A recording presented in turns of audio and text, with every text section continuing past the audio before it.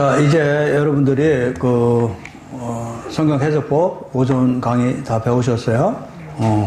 그래서 제가 먼저 강의를 할 때는, 여러분들은 빨리빨리 해서 창세기부터 이렇게 막 배우고 싶은 그 욕구가 있는데, 그렇게 서두를 문제가 아니에요.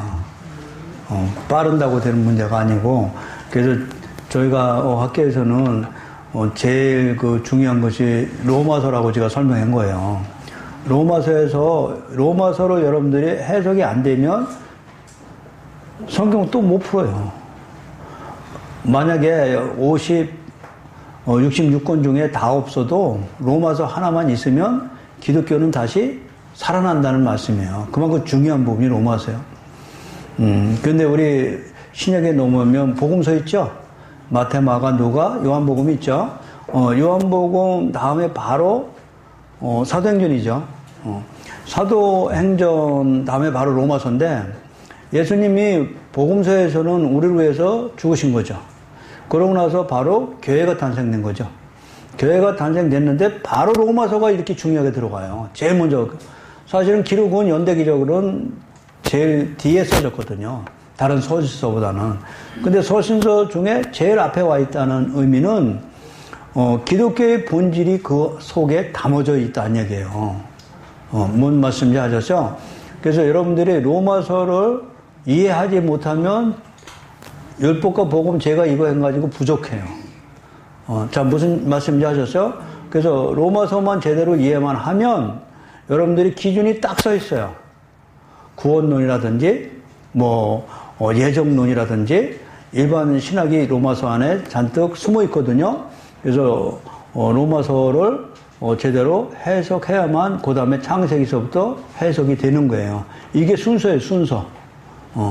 자, 그래서 여기는 새로 시작하기 때문에 로마서 상당히 깊게 들어갈 거예요. 요거는 그냥 이제 여러분들 여지껏 많이 들으셔서 알으셨기 때문에 그래요. 그러니까 2번, 3번 들어도 괜찮아요, 로마서는. 로마서는 들으면 들을수록 우리한테는 더 은혜스러운 본문이 로마서예요.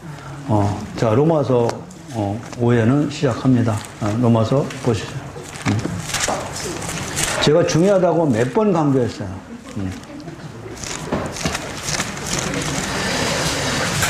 자, 1장 1절부터 볼까죠? 예수 그리스도의 종 바울은 사도로 부르심을 받아 하나님의 복음을 외워 택장함을 입었으니, 자, 예수 그리스도의 종 이런 말씀 나오죠? 근데 예수 그리스도의 종은 부르심을 받아서 하나님의 복음을 위하여 여러분도 부르신 거예요. 똑같아요. 바울을 부르심이나 여러분들 부르심이나 저를 부르심이나 똑같아요. 뭘 전하라고? 복음을 전하라고요. 근데 복음을 안 전하면 하나님의 종이 아니다는 얘기예요. 내 뜻대로 전하는 자가 내 종이라고 설명하는 거예요. 복음서에서. 근데 내 뜻은 뭐예요? 잘 살고 잘 먹는 거예요? 아니잖아요. 이 복음 전하는 거잖아요. 예수님이 이 땅에 오셔서 하나님이신 동등한 그분이 이 땅에 오셔서 죽으신 그걸 전하라는 거예요. 왜 죽었고 왜 오셨는지. 이것을 여러분들이 신학적으로 전부 간파해가지고 이것 때문에 여러분들이 택정함을 입었다는 얘기죠. 우리는 또 하나님께 은사가 뭐냐고 묻지 말라니까 내가 그래서 그러는 거예요. 누구나 하나님 부르시면 복음을 전하라고 그래요. 평신도도 마찬가지, 목사도 마찬가지, 장로도 마찬가지, 다 마찬가지요. 자, 이해하셨어요? 이 복음은 하나님이 선지자들을 통하여 그의 아들에 관하여 성경에 미리 약속하신 것이에요. 그러니까 선지자들을 통하여 구약이죠. 구약에서 아들에 관하여 성경에 미리 약속하신 것이 복음이에요. 그의 아들에 관하여 말하면 육신으로는 다윗의 혈통에서 났죠. 왜 다윗의 혈통으로 오셔야만 돼요? 자, 다윗에게 한 약속에 의해서도 오셔야 되지만 두 가지예요. 다윗의 혈통으로 오셔야 되는 이유가 있어요. 그냥 하나님의 아들로서 오시면 안 될까? 근데 예수 그리스도는 신성과 인성 이거 중요해요. 이게 이제 이단들은 신성만 인정하고 영주주의죠. 인성은 인정하지 않아요. 또 어떤 데는 인성만 인정하고 신성을 인정하지 않아요. 우리 정통 교리는 신성과 인성을 둘 다 인정해줘야 돼요. 그러니까 여러분들이 여화정인 같은 데는 인성만 인정해요. 그것이 여호와증인은 골로새서 1장을 해석해요. 그는 우리보다 먼저 나신 분이다 얘기해요. 뭐라? 인간 중에 제일 먼저 태어난 분이 예수라고 설명해요. 그래서 신성을 인정하지 않아요. 신성을 인정하지 않는다는 얘기는 부활이 없다는 얘기고 천국도 없다는 얘기예요. 천국이 없다는 얘기는 지옥이 없다는 얘기죠. 그러니까 지옥도 없고 천국도 없어요. 그들은 지상천국이에요. 이 지금 우리가 사는 종말을 부정해버리죠. 이 사는 지구가 하나님의 천국으로 다시 변화될 것이다는 얘기예요. 그게 잘못된 이론이에요. 그거는 자기 생각이고, 왜 이런 교리가 나왔냐면, 지옥이 없다는 것이 훨씬 좋죠. 그러니까 하나님은 사랑이시는데, 하나님이 사랑이신 하나님이 지옥을 만들 리 없다는 얘기예요. 이론이 맞아요. 우리 생각에는 이거 훨씬 더 좋죠. 사랑이신데 하나님이 왜 선악과 만들었어? 왜 지옥을 만들어서? 하나님은 그런 거 하시는 분이 아니고 사랑하시는 분이야. 사랑의 하나님이야. 그래서 자기들의 사랑의 하나님이라는 논리 하에 이런 신성을 부정하게 된다는 얘기죠. 인성은 죽으심이고요. 신성은 부활이에요. 여러분 이거 학교에서 많이 배우셨을 거예요. 인성과 신성은. 근데 인성과 신성은 인간의 모습으로 오셔서 뭐 하셨어요? 죽으시네요. 왜 인간의 모습으로 오셔서 죽어야 돼? 인간이 죄를 졌기 때문에 구약에서는 그림자예요. 예수가 오시기 전까지는 인간이 죄를 졌지만 짐승, 소나 양이나 염소한테 안수해서 대신 죽이면 인정해 준 거죠. 오실 때까지, 개혁할 때까지 맡겨놓은 그림자 모형이에요. 그쵸? 여러분들이 이것을 알면 이제 신약을 해석할 수 있는 거예요. 우리 신약 신명기 24장 볼까요?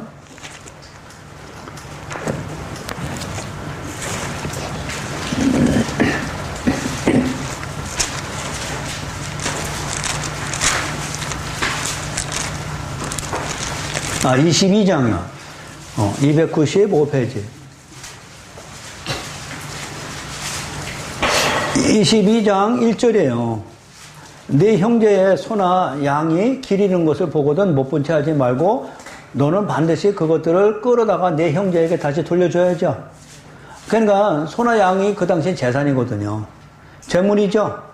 이 재물이 잊어버릴 수 있죠. 옛날에 저도 어렸을 때 송아지 잊어버리면 동네방네 다니면서 아버지가 소 찾아오라고 해서 이 집 저 집 다니면서 찾고 다닌 적이 있어요. 또 산에서 풀 뜯다가 어미를 잃어버려가지고 산에서 헤맬 때도 또 찾아온 적도 있거든요. 근데 그것을 내가 발견하면 이 재물이죠. 그러니까 슬쩍 자기 집에 감추지 말라. 2절 네 형제가 네게서 멀거나 또는 네가 그를 알지 못하거든 짐승을 네 집으로 끌고 가서 형제가 찾기까지 네게 두었다가 그에게 반드시 돌려줘야 돼요. 이거 정직이죠. 욕심내지 말라 이렇게 해석하는 거죠. 낙이라도 그렇게 하고 의복이라도 그렇게 하고 형제가 잃어버리는 어떤 것이든지 네가 얻거든 다 그래 하고 못 본 채 하지 말고 반드시 돌려주라. 정직이죠. 네 형제의 낙이나 소가 길에 넘어진 것을 보거든 또 못 본 채 하지 말고 너는 반드시 형제를 도와서 그것들을 일으켜라. 그림자라고 그랬잖아요. 여기 제가 설명했어요. 구약에서는 소나 양이 예수를 예표하는 그림자라고요. 그럼 이것을 알면 여러분들이 여기 소나 양이 없으면 그 죄인은 죄사함이 없는 거예요. 죄사함이 없어요. 그러면 죄인으로 그냥 살다 보면 지옥 가는 거잖아요. 그러니까 이 이웃에게 뭐예요? 이웃을 사랑하라는 얘기잖아요. 이 얘기가 신약에 와서면 내 몸처럼 네 자신이 구원받은 것처럼 네 이웃에게도 복음 전하라는 얘기예요. 여기 소나 양을 욕심내지 말고 주인에게 돌려주라는 얘기예요. 소나 양이 없으면 그 사람이 죄사함을 받지 못하기 때문에 반드시 찾아주란 얘기죠. 그럼 지금 소나 양이 아니고 예수죠. 예수가 복음이죠. 그러니까 복음 잃어버릴 수 있죠. 형제들 잃어버리죠. 지금 잃어버린 사람 많잖아요. 교회 다니면서. 그런 자에게 여러분들이 복음 찾아주란 얘기가 22장 1절부터 4절까지 얘기다 한 얘기예요. 성경 해석이 완전히 바뀝니다. 복음적 설교와 윤리 도덕적 설교가 이렇게 차이가 나는 거죠. 뭔 얘기인지 아셨어요? 자, 그것처럼 지금 예수님이 반드시 이제 소나 양이 아닌 사람의 모습으로 오셨어야 돼요. 그래서 이거는 오실 때까지 하나님이 인정해 준 거죠. 그럼 이제 이런 질문 많이 해요. 많은 성경에서 꼭 복음을 받아들여야만 구원인데 구약의 사람들은 복음이 없어서 다 죽었는데 그들은 다 지옥 갔습니까? 아니죠. 제단 아까 설명했잖아요. 이 제단 싼 사람들은 다 구원이죠. 이 제단이 결국은 회막으로 바뀌고 회막이 성전이고 성전이 교회로 바뀐다고 그랬잖아요. 이게 똑같은 거예요. 구약이 교회예요. 그들은 교회 와서 뭐 잡았어요? 소나 양 잡았다고요. 똑같은 거죠. 그래서 이들은 구원이라고 설명을 성경적으로 여러분 설명해 줄 줄 아셔야 돼요. 예수 오실 때까지는 하나님이 이렇게 인정해 주신 거죠. 자, 지금 다윗의 자손 얘기입니다. 다윗의 혈통에서 왜 오셔야만 했느냐? 하나님이 다윗에게 한 약속을 지키시러 오신 분이고, 두 번째는 반드시 육신으로 오셔야 된다는 얘기죠. 그러나 육신으로 오셔야 되기 때문에 아무도 모르게 이 비밀이거든요. 성령이 마리아의 몸에서 잉태돼서 육신의 몸으로 낳게 된 거예요. 똑같은 인간의 모습으로 오신 것이죠. 그거는 하나님이 감춰진 비밀이에요. 아무도 이 사실을 몰라요. 그러나 이 비밀이 신약에 와서 복음을 통해서 성경 말씀을 통해서 우리한테는 비밀이 드러나 버렸죠. 드러났죠? 그래서 이 드러난 사실을 우리는 성경을 통해서 하나님의 비밀을 아는 자가 된 거죠. 자, 4절 보면 성결의 영으로는 죽은 자들 가운데서 부활하사 능력으로 하나님의 아들로 선포되었으니 그 우리 주 예수 그리스도죠. 자, 성결의 영이라고 합니다. 그래서 영적, 육적으로는 인성이고요. 성결의 영으로는 부활하사 이렇게 된 거죠. 이거 신성이에요. 왜? 인성은 부활하지 못해요. 사람은 절대 부활하지 못해요. 예수님한테 신성이 나타났기 때문에 죽은 자 가운데서 부활할 수 있는 거죠. 그럼 우리 자신은 절대 죽었다가 부활을 못해요. 그러니까 불교 같은 데는 거짓말하는 거죠. 우리가 이 세상에서 좋은 삶을 살면 나중에 다시 부잣집 아들로 태어나든지 좋은 집에서 태어난다. 또 그 대신에 못 살면 바퀴벌레로 태어난다고 이렇게 거짓말한 거죠.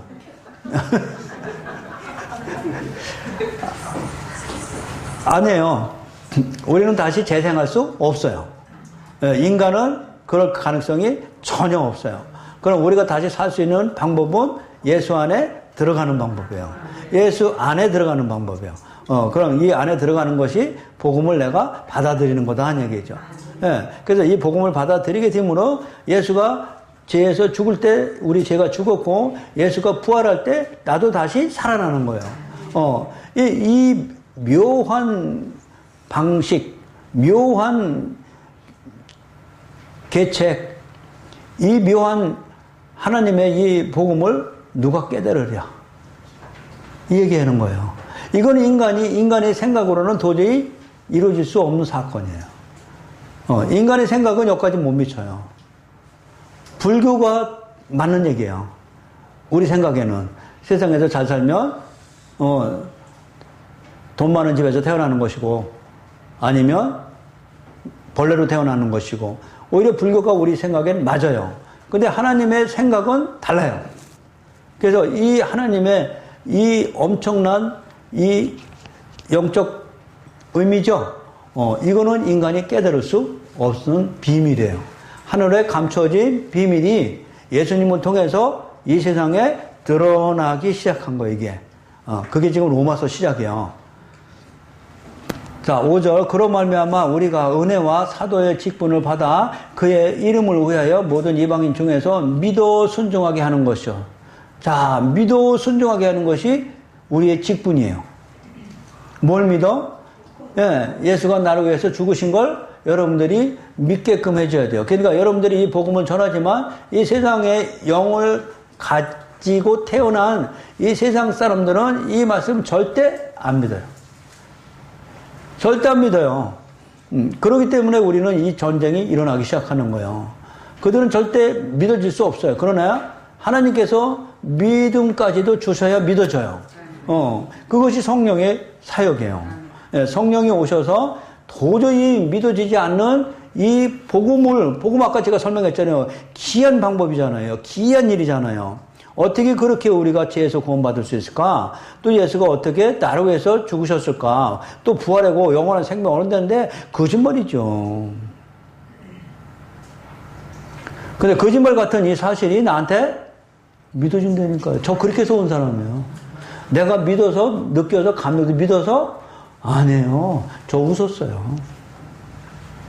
처음에 미국에서 하나님 만나가지고, 성령 오시기 전이죠. 나보다 먼저 제 가장 친한 친구가 목사가 2년 먼저 된 친구가 있었어요. 그 친구가 한국에 와서 나를 위해서 일부러 미국서 왔다고 그러더라고요. 그래서 이 복음을 전했어요. 복음을 전했는데 저 안 믿어졌어요. 근데 친구가 너 나 알지? 너 나 어떤 사람인지 알잖아. 너 나하고 평생 대학교 같이 친구고 너도 둘도 없는 형제보다 친한 친구잖아. 나 맨날도 소주를 한 잔씩 먹던 사람이요. 맥주가 아니고요. 양주를 걔는 이런 클라스에다 한 잔씩 먹고 그래야만 자는 사람이에요. 술독에 빠진 나 알잖아, 너. 그때 예수 믿는다는 사람들, 너나 나나 똑같이 저것도 병신이라고 비웃었잖아. 그런데 내가 지금 목사가 됐어. 내가 뭐라고 그랬게?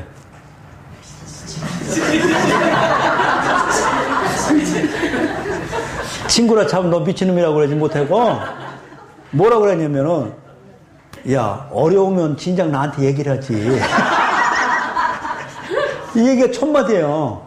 왜 그렇게 비밀로 너 그렇게 어려운지 몰랐다.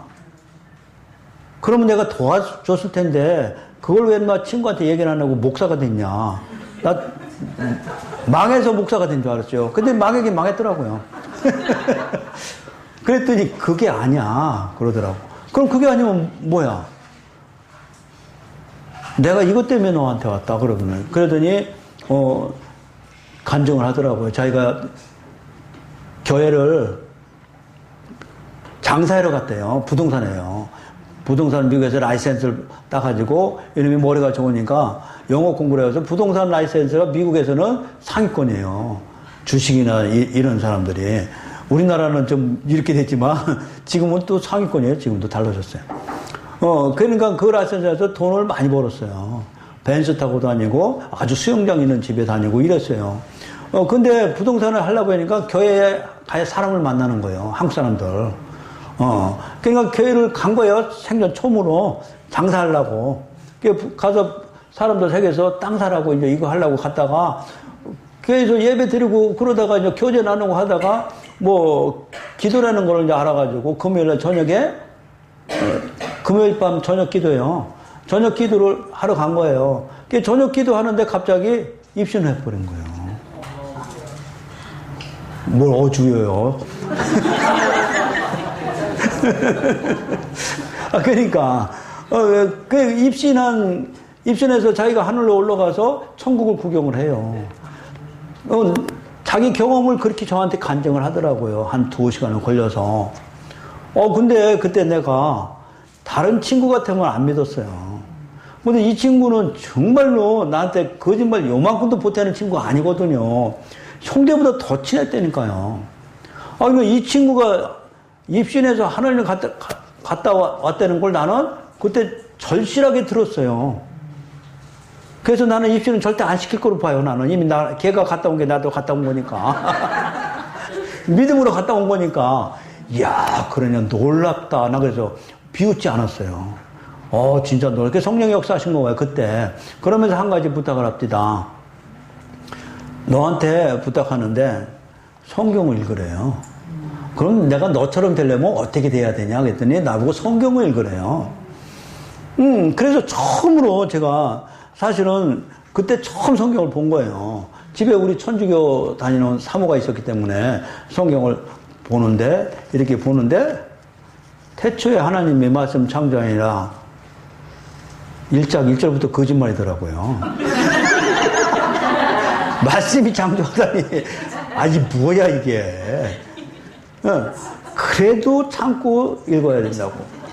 그래도 꾹꾹 참고 읽었어요. 그 친구 그 간증에 감동을 받아서 그나마 읽은 거예요. 안 믿어지지만. 계속 그래도 읽었어요. 그러니까 뭐 어쩌고저쩌고 모르죠. 뭐 아브라함이 뭔지 알게 뭐예요 내가. 아브라함이 어쩌고 저쩌고 해서 하여튼 끝까지 읽으라고 걔가 부탁을 하고 가길래 억지로 제가 읽기 시작합니다. 그러다가 38장 가서 걸려버렸어요. 다말 사건에서. 다말이 자기 시아버지 가야 돼. 아니, 이게 뭐야, 진짜. 뭔 성경이 있다이냐, 이게. 그래가지고 보다가 침대에서 이거를 집어내버렸어요. 벽에다가요. 집어내버린 거예요. 아이, 이게 뭐야, 이거, 진짜. 그러고 안 봐야겠다, 아유. 볼 이유가 없는 거예요, 이게. 뭐, 유익한 말씀도 아니고, 어쩌고저쩌고 이해 못하는 말씀이고, 다말이 뭐 어쩌고 해서 접었죠. 그래가지고 옛날로 다시 돌아갔죠. 성경 안 보고, 그랬더니 성령이 역사하신 거죠. 우리 동생, 미국에 있는 동생이 사모거든요. 걔가 전화가 옵니다. 오빠, 요새 무슨 일이 있지? 뭔 일이 있어? 나 비즈니스 그냥 잘하고 골프 잘 치러 다니고 옛날 그대로야. 그랬더니 아닌데? 아니긴 뭐가 아니야. 내가 뭔 일 있다고 그래. 아니야, 자세히 얘기해. 그래. 뭔가 변한 거 있다는 거야. 그 하도 그러길래 전화를 두고 그러길래 걔가 30년 만에 처음 전화하네요. 나는 완전히 6이고 걔는 3호잖아요. 형제인데도 전화 한 번 하고 한국에만 오면 전화했어요. 미국에서 전화하는 방법 없었어요. 근데 미국에서 전화 온 거예요. 너 한국이냐 그랬어. 그랬더니 아니나 미국. 미국에서 어쩐 일이냐 나한테 전화하게. 그랬더니 그게 한 30년 만에 전화 온 거예요. 미국에서. 그래서 받았더니 이상한 일이 벌어졌다는 거예요. 나보고 해서. 아니라고. 나 이상한 일 벌어진 거 없다고 했더니 자꾸 캐묻길래 그 생각을 한 거예요. 야, 너 연기 우리 친구 알잖아요. 친하니까 알죠. 우리 집에서 뭐 같이 먹고 자니까 우리 식구들 전부 알고 나도 그 집 식구가 다 알고. 그 친구가 와가지고 걔가 목사 됐대더라. 그랬더니 우리 동생도 놀라더라고. 아니, 영길 오빠가 어떻게 목사가 됐어요? 그래요. 그 술태회가 목사 됐대. 근데 걔가 와가지고 나 때문에 미국에서 비행기 타고 왔더라. 그래서 걔가 성경을 읽으라고 해서 성경을 읽는데 맨날 거짓말만 있어가지고 내가 집어내버리고 끝났다. 변화때는 그거 하나다. 그렇게 얘기한 거예요. 그랬더니 우리 동생 하는 얘기가 그거구나. 하나님이 나한테 오늘 아침에 하나님께 기도하는데 오빠 하나님 영접했대 그러더라고 그때. 응? 영접이 뭐냐? 하나님이 오빠 구원시켰대. 그런데 왜 성경을 의심하고 보느냐고. 기도하는데 하나님의 음성이 들려서 의심하고 보지 말라고 전화하라고 해서 전화했다는 거예요. 동생이 그 얘기를 하는 거예요, 저한테.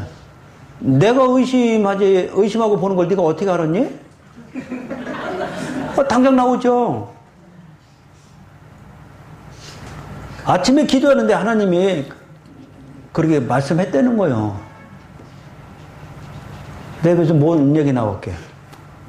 너 무당이냐? 작년 나왔죠. 얘가 기독교 다니들이 조금 이상해졌구만. 너 정신 차려. 오빠 내 걱정하지 말고 오빠나 걱정하셔. 그러고 나서 하여튼 나는 전했으니까 성경 보는데 앞으로 의심하지 말고 보라고. 그러고 끊더라고요. 가만히 내가 생각해보니까 얘가 잘못된 거예요. 내가 잘못된 게 아니고요. 내가 볼 때 이 동생이 잘못된 거예요. 그래서 내가 그 사회 목사 되게 싫어했어요. 이 새끼가 우리 동생 고생시킨다고.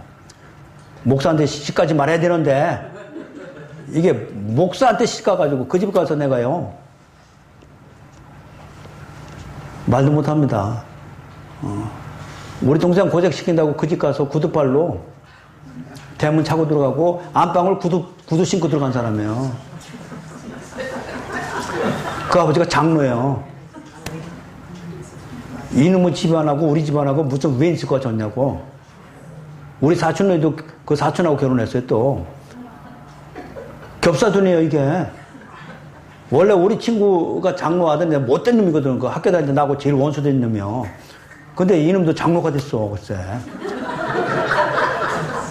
근데 그때만 해도 그게 아니었거든요. 그래가지고 우리 사촌들도 이놈의 새끼가 저기고 내 동생까지도 내가 열이 확 난 거예요. 그 젊은 헬기에 그 장로집을 찾아간 거예요. 사돈집이죠. 가가지고 저 양말 안 벗었어요. 문 꽝 차고 들어가서 마루 그냥 구두 신고 들어가서 안방에까지 구두 신고 들어가서 막 차버렸어요. 그랬더니 그 장로님이 놀라가지고 권사님하고 둘이 구석쟁이로 가시더니 둘이 기도만 하고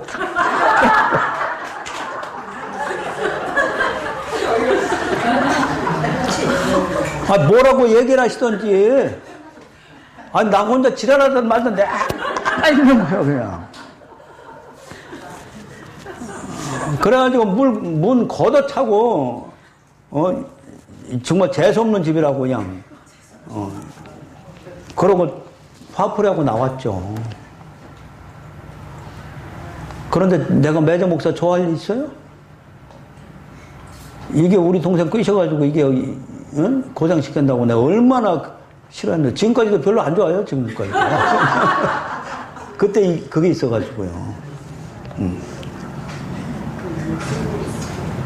아니 그런데 동생이 성경을 의심하지 말고 보라고 그러는 거예요. 근데 얘가 이상해진 거잖아요.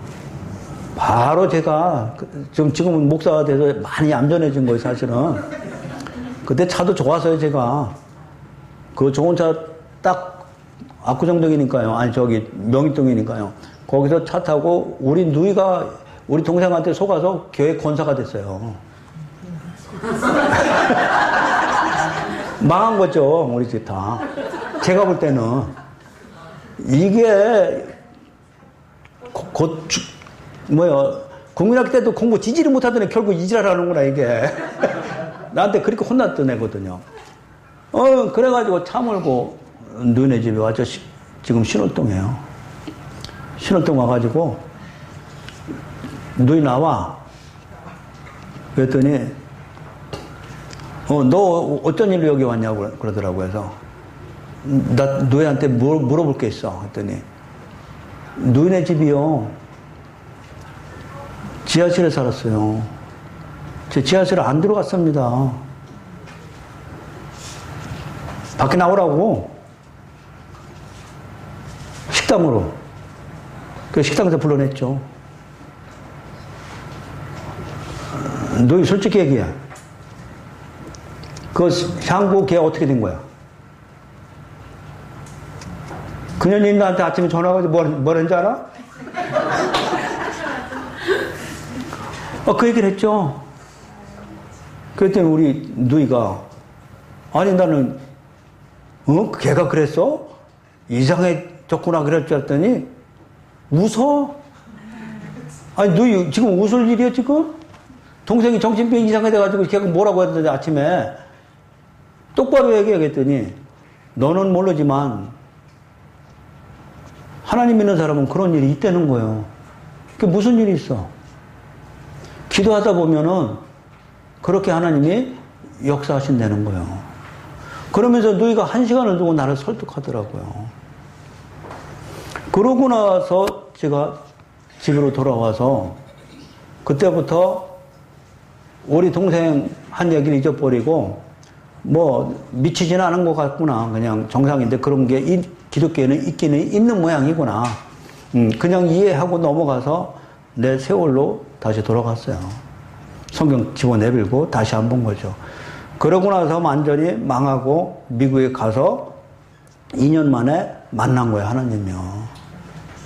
하나님 만나고 나서 성령이 오셔서 성경을 보니까 거짓말 같은 이 말씀이 믿어지기 시작한 거예요.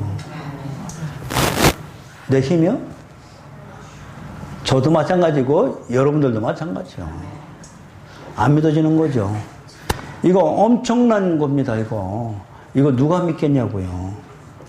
한마디로 제가 말씀하면 정말로 이 영의 세계를 완전히 몰랐던 사람이잖아요. 육의 세계만 도처에서 빠져있던 내가 영의 세계를 안다는 기쁨은 이루 말할 수 없어요, 지금은요. 지금은 달라졌어요. 완전히 달라졌어요. 오히려 이제 그 안에서 있던 저들이 정말 불쌍해요. 우리 남은 친구들. 자, 지금 바울이 로마서에서 이 복음 전해죠? 믿어 순종하게 하나니 이 말씀이에요. 5절이죠. 예수 이름을 위하여 모든 이방인 중에서 믿어 순종하게 하는 것이 우리 힘으로는 절대로 불가능. 그래서 우리가 듣든지 안 듣든지 전하기만 하면 돼. 나머지는 성령께서 역사하실 거예요. 예. 그래서 우리 그 부담감 가지면 안 돼요. 너무너무 잘 나온 거죠. 열왕기상에서 엘리야가 바하신하고 그렇게 850명하고 싸우고 나서 한 사람도 안 돌아와요. 오히려 이세벨이 죽이려고 그러죠. 하나님 살아계실 거 맞아요? 내가 이렇게 열심히 전했는데 왜 한 사람도 안 돌아와요? 내 죽어야겠구나. 하나님만 욕을 못하고 엘리야가 그때 죽으려고 한 거예요. 아무 효과가 없구나. 이 복음 전에도 돌아와야 되는데 돌아온 자가 하나도 없으니 이거 전하나 마나잖아요. 그래서 로덴 나무에서 죽으려고 했던 거예요. 실망한 거죠. 하나님이 부르셔가지고 복음 전했더니 돌아와야 되는데 돌아온 사람이 하나도 없으니 결국 실망해서 죽으려고 했더니 그때 하나님이 그를 만나서 내가 7,000명 남겨야 돌아오는 거예요. 네 능력으로 돌아온다고? 네가 전도해서 돌아온다고? 천만에 만만에 말씀. 네가 아무리 전해도 내가 역사하지 않으면 안 돌아와. 여기서 설교 아무리 기똥차게 해도 성령이 역사하시면 이 마음에 안 들어가. 그래서 처음부터 끝까지 내가 시작해서 내가 끝내는 거예요. 이게 구원이에요. 이해하셨어요? 그것을 아는 자가 하나님을 아는 것이죠. 네, 이름 알아서는 감격이죠.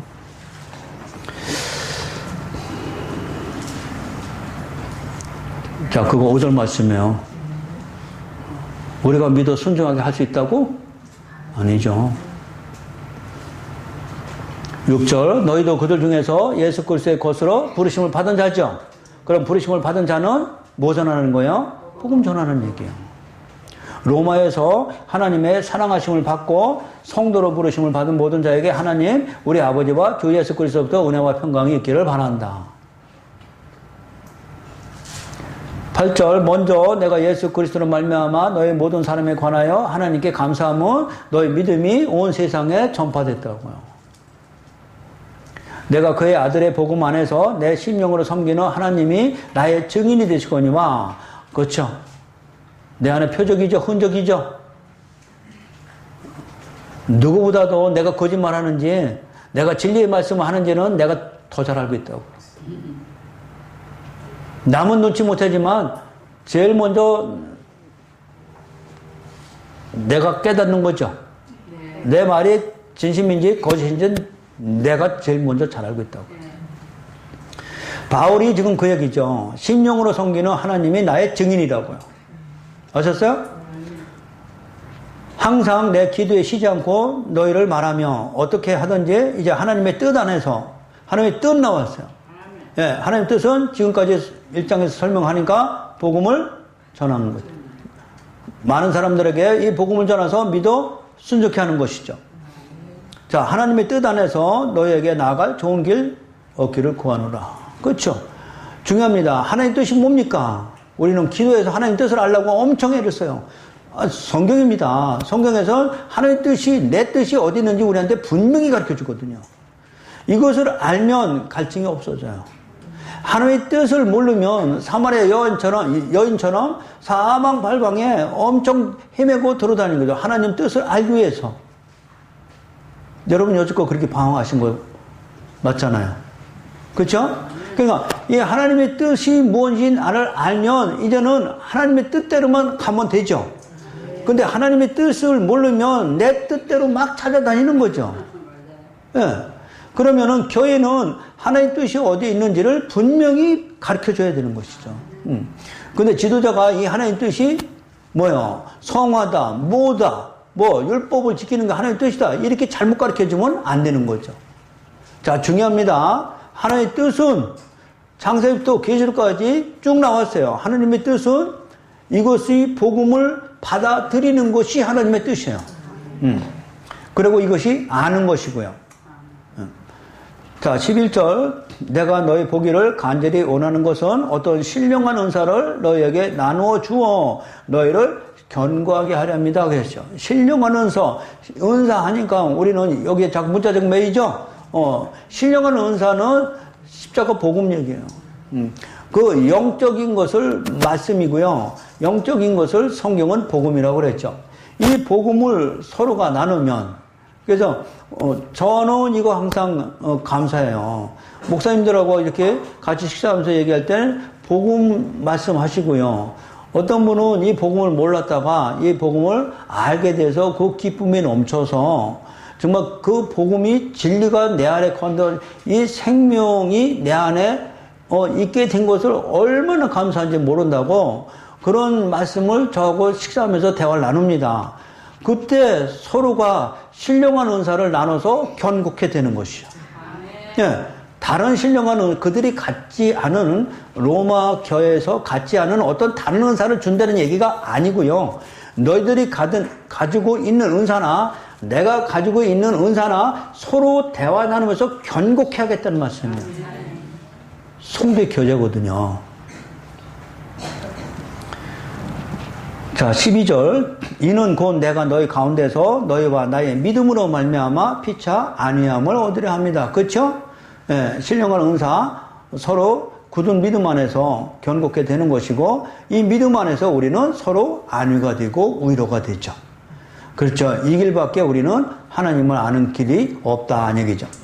형제들아, 내가 여러 번 너희에게 가고자 하는 것을 너희가 모르기를 원하지 아니하니 이는 너희 중에서 다른 이방인 중에서와 같이 열매 맺게 하려니 지금까지 길이 막혔도다. 그렇죠? 여기 열매라고 합니다. 열매가 우리 하나님께 나아가는 길이죠. 하나님의 아들 되심을 의미합니다. 그래서 열매를 보고 알자니, 그렇죠? 복음의 열매는 하나님의 아들이 되고요. 율법의 열매는 사망이야. 그래서 열매를 보고 알지니. 자, 이 열매를 우리는 우리의 또 행위 이런 거 가지고 또 거짓 말씀 설교 전하죠. 그렇죠? 하나님한테 열매를 맺으려면 어떻게 해야 된다? 뭘 어떻게 해야 돼요? 지켜 행해야 되는 거예요? 아니죠. 하나님께 열매를 맺으면 지금 뭐 받아들이래요? 복음이요. 복음을 받아들일 순간 우리는 하나님한테 열매가 됐거든요. 하나님의 아들이 된다는 말씀이죠. 자, 14절. 헬라인이나 야만인이나 지혜 있는 자나 어리석은 자나 다 내가 빚진 자예요. 왜? 너희들 이방인의 사역자로 나를 부르셨기 때문에. 만약에 이방인의 사역자가 아니었으면 나는 벌써 죽었을 거예요. 예수님 만나는 순간에 죽었을 거예요. 예수 믿는 자를 다메섹 도색까지 따라다니면서 다 칼로 죽이고 그랬는데 나를 죽을 수밖에 없는 나를 살려서서 이방인의 복음 전도자로 살았기 때문에 내 생명이 지금 너희들한테 빚진 자다 한 얘기죠. 저도 이 비슷한 말씀 듣습니다. 개인적이지만요. 그리고 사명조시 너는 복음 전도자고 네 생명도 내가 연장해 줄 것이라는 말씀하십니다. 이 복음 때문에 살려주겠다는 말씀으로 저는 듣습니다. 예, 그래서 이 복음이 끝나는 날 제 생명은 거두게 될 것이에요. 예, 그래서 이 말씀을 그때는 이해 못했어요. 네 생명도 내가 연장해 줄 것이라는 말씀이 무슨 내가 지금 죽을 병에 걸렸나? 죽을 수밖에 없는데 다시 살려주는 건가? 이렇게 생각했는데 그렇습니다. 이제부터는 이 복음을 위해서 네 생명을 살려주겠다는 말씀으로 저는 들었어요. 자, 바울도 마찬가지입니다. 지금 복음 전하는 자에게 빚진 자죠. 그렇지 않으면 자기는 죽었기 때문에 그렇습니다. 자, 15절. 그러므로 나는 할 수 있는 대로 로마에 있는 너에게 복음 전하기를 원하노라. 내가 복음을 부끄러워하지 아니하니 이 복음은 모든 믿는 자에게 구원을 주시는 하나님의 능력이에요. 중요한 말씀이죠. 우리는 어떤 이적 표적, 이것을 하나님의 능력이라고 하는데 그 이적 표적은 모든 다른 신들에게도 있다고 설명했어요. 오로지 구원의 능력은 오로지 복음뿐이에요. 예, 그래서 우리는 이 복음을 절대로 부끄러워하지 않으면 안 됩니다. 부끄러워하시면 안 되죠. 어떤 분은 이것을 알고 많은 율법주의자들, 성화주의자, 경건주의자들이 이 복음을 싫어하거든요. 복음보다는 삶이 더 중요하다고 가르치지만 여러분 부끄러워하지 마시기 바랍니다. 그렇다고 그들은 성화, 영성돼서 착한 행위를 한다고 자랑하는데 우리는 과연 그런 행위를 안 할까요? 똑같죠. 저들은 거기에 해서 자기의 의만 나타낼 뿐이지 결국 복음을 아는 자는 율법을 지키지 않는 거 아니죠. 자, 그래서 지금 이 복음은 하나님의 능력이라는 거 아시기 바랍니다. 네. 자, 17절 복음에는 하나님의 의가 나타나서 믿음으로 믿음에 이르죠. 자, 하나님의 의 어디에 나타난다고요? 율법의 복음이에요. 복음이죠. 그러니까 하나님의 의, 성경에서 이제 의는 하나님의 의 복음 얘기하는 거죠. 그러니까 하나님의 의가 나타나서 믿음으로 믿음에 이르게 하나니 기록된 바 오직 의는 믿음으로 말미암아 살리라 함과 같습니다. 그렇죠? 여기 하박국 말씀이죠. 하박국 말씀은 이스라엘 백성들이 바벨론에 포로에 있을 때 하박국이라는 선지자가 하나님의 공의에 대해서 따집니다. 하박국 선지자의 공의는 율법적 공의거든요. 그렇죠? 그러니까 자기들은 하나님의 율법을 가지고 있고 율법을 다 지키지는 못했지만 그래도 지키느냐고 애쓰던 사람들이에요. 그 애쓰던 사람들인데 율법조차 무시하고 지 세상 마음대로 살던 바벨론이 와서 우리를 둘러싸니 하나님의 공의가 안 맞다는 얘기죠. 맞죠? 그러니까 우리를 핍박하려면 우리보다 더 율법적으로 의가 강한 사람이 와서 하면 이해는 가겠죠. 나는 그만큼 못했으니까. 근데 우리보다도 더 훨씬 못한 저 야만인 같은 바벨론 군사가 와서 우리를 에워싸다니 이거는 말이 안 되는 거죠. 그래서 하나님의 공의는 어디 있습니까? 하고 따진 거죠. 하나님의 공의는 믿음으로 살리라요.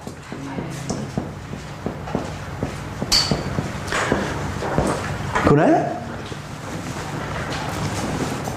그럼 이 와중에서 사단이 우겨싸움을 당해도 그 안에서 살 수 있는 방법은 오로지 의는 믿음으로 살리라. 이거 가르쳐 준 거죠. 이것이 하나님의 공의야. 네 공의는 율법적 선악과 기준이고 하나님의 공의는 복음적 선악과 기준이에요. 여러분들이 지금 지도자가 되어서 이 율법적, 윤리적 이 신앙관을 가지고 목사 되면 망합니다. 아셨어요? 이걸 초등학문이라고 그러고 죽인다고 설명하는 거예요. 여러분의 선악과 기준은, 여러분의 의는 복음적 선악과 기준으로 바뀌어야 돼요. 자, 이해하셨어요? 히브리서 5장이죠? 너희가 벌써 선생이 되었을 터인데 단단한 음식은 못 먹고 어린아이처럼 맨날도 젖만 먹는다. 율법적 선악과 기준에 머물러 있다는 얘기예요. 이걸 뭐예요? 젖먹이 어린아이 설명하는 거. 그럼 장성한 자는 밥을 먹는 거죠. 단단한 음식. 의의 말씀을 경험한 자는 선악을 분별하는 게 너희들과 달라. 초등학생에서 어른으로 성장된 거예요. 그래서 율법적 선악과 기준에서 여러분들이 복음적 선악과 기준으로 나오셔야만이 지도자예요. 그런데 문제가 있죠. 한국교회는 전부 복음적 선악과 기준에 서 있는 목사가 거의 없습니다. 이해하셨어요? 이 기준은 신학교 안 가도 설교할 수 있어요. 조직신학 안 배워도 할 수 있어요. 이거는 초등학생도 할 수 있어요. 도둑질하지 말고, 뭐하지 말고, 욕심내지 말고, 이웃 사랑하고 하나님 사랑하는 건 초등학생도 해요. 율법적 선악과 기준에 머물러서 이거 가지고 지금 목회하는 거잖아요. 맞죠? 왜 그럴까? 이거 맛 못 본 거죠. 이거 맛 못 본 거죠. 이 맛을 보면 가치관이 바뀌어서 복음적 선악과 기준으로 바뀝니다. 근데 이걸 안 받아들이면서도 나는 십자가 복음을 다 한다고 이거 여기 안에 앉아 있는 것이죠. 자, 이해하셨어요? 여러분들이 저한테 와서 배우는 게 바로 이거예요. 여기서 지금 나오신 거잖아요. 여기서 나오시는 거예요. 여기 이거 아무리 배워봤자 문자적 의미고 학문적 의미고 아무 소용없어요. 바울도 여기 앉아 있다가 체익인 줄 알았죠? 그러다가 바로 복음 만나죠? 그래서 이쪽으로 넘어왔죠. 그랬더니 와보니까 뭐다? 속았다. 초등학문에 앉아 있었다. 내가 바보였다. 병신이었다. 고백이죠. 그래서 우리 보고 얼른 넘어오라는 얘기예요. 나도 여기에 있었다. 근데 이거 속았다. 사단한테. 근데 여기 넘어와야 우리는 어른이고 장성한 자다는 얘기죠. 그래서 예수님이 오병이어 기적할 때 어린아이 초등학생이 가진 보리떡 5개 이렇게 설명하는 거예요. 율법적에 앉은 어린아이를 우리는 율법적인 신앙을 가진 사람을 뭐라고 그래? 어린아이, 젖먹이. 그래서 어린아이가 가지고 있는 보리떡 5개 그것을 예수님이 장성한 분량 복음으로 바꿔주는 것이 오병이어 기적이죠.